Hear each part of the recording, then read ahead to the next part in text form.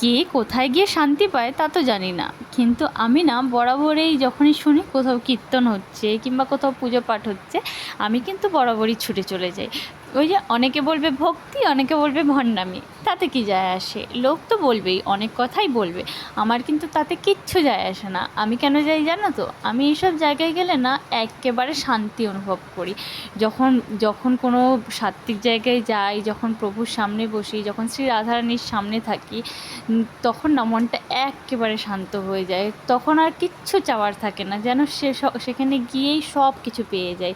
তোমাদের কার কার এমন হয় বলো তো? যদি কখনো এটা চেষ্টায় না করছো, তাহলে তো আমি বলবো অবশ্যই একবার করো। মনটা যখন একেবারে অশান্ত থাকবে, কোনো সময় ঠাকুরের সামনে গিয়ে একটু বসো, দেখবে সব শান্ত লাগবে।